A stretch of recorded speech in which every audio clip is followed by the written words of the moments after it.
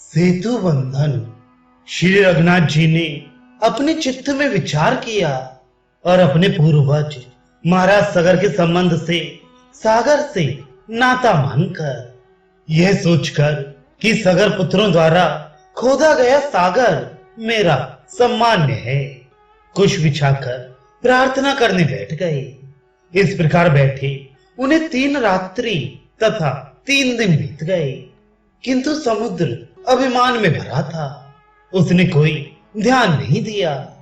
तब श्री रघुनाथ जी ने क्रोध करके हाथ में धनुष उठाया और बाण चढ़ाया। उनके बाण को देखते ही समुद्र डर गया एवं अत्यंत व्याकुल होकर ब्राह्मण का वेश बनाकर आया। समुद्र की सम्मति से प्रभु ने वृक्ष एवं पत्थर मंगवाकर शीघ्रता पूर्वक पुल का निर्माण कराया। नल और नील ये दोनों भाई विश्वकर्मा के पुत्र थे। उनके छूते ही पत्थर पानी पर तैरने लगे। इस प्रकार पुल बन गया।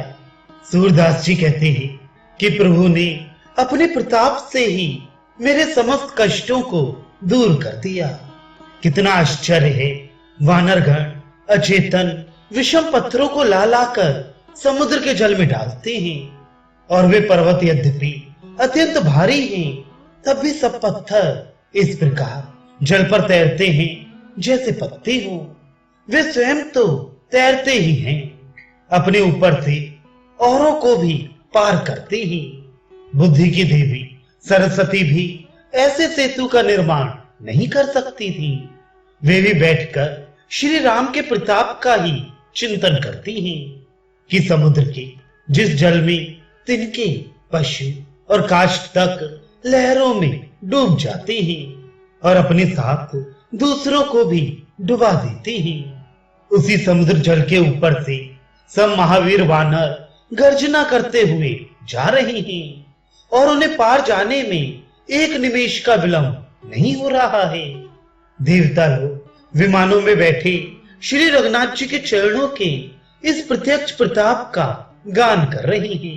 सूरदास जी कहते हैं, उन श्री रघुनाथ जी का नाम लेने वाला भव सागर में डूबने नहीं पाता, फिर मैं ही इस कलयुग में कैसे डूब सकता हूँ। उधार श्री राम समुद्र के किनारे उतर गए। उन्होंने तट पर पड़ाव डाल दिया। श्री जानकी जी का विपत्ति का विचार करके श्री रघुनाथ जी ने भयंकर क्रोध किया। समुद्र पर सेतु बंध के पर्वत थे तथा उन पर आकाश था और पर्वतों पर से पार जाते वानर समूह आकाश में छाए बादलों के समान जान पड़ती थी। कपिदल की गर्जना एवं किलकारी की प्रतिध्वनि ऐसी हो रही थी मानो वर्षा ऋतु की झड़ी लगी हो और उसमें बिजली का घोष हो रहा हो। वानरों का लंका को जाता दल ऐसा लगता है जैसे 2 नदियां समुद्र में गिर रही थी। उन्हें उल्टे लौटाकर दूसरी दिशा में प्रवाहित कर दिया है, मानो समुद्र ने श्री रघुनाथ जी के भय से अपनी पत्नियों को मायके भेज दिया है। किंतु राजकुमार श्री राम ने समझ लिया कि स्त्री के वियोग का असहनीय दुख सभी को होता है। इससे समुद्र का पत्नी वियोग जन ने दुख दूर करने के लिए बाणों की वर्षा करके रक्त की नदी प्रवाहित करके उससे समुद्र का विवाह कर देने में उन्हें देर नहीं लगी। समुद्र की इस नवीन विवाह में सोने की लंका ही मानो कलश थी। युद्ध भूमि में बिखरे मणियों तथा मोतियों की मालाएं आभूषण थे। सूरदास जी कहते हैं, श्री रघुनाथ जी मानो सेतु बंध रूपी मंगल तिलक समुद्र को लगाकर पार उतरे।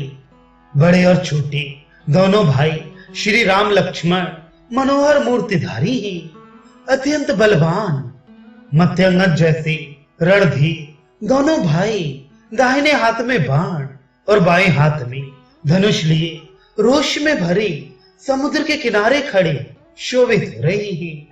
उत्तर और त्रिकूट पर्वत के शिखर पर वह कपियों के दल की भीड़ एकत्र हो रही है।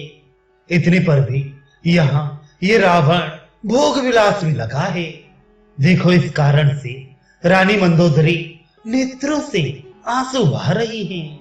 सूरदास जी कहते हैं, रावण के 10 मस्तकों को काटने वाले प्रभु सेवकों से मिलकर उन पर कृपा करके उनके मन की पीड़ा दूर कर देने वाले हैं।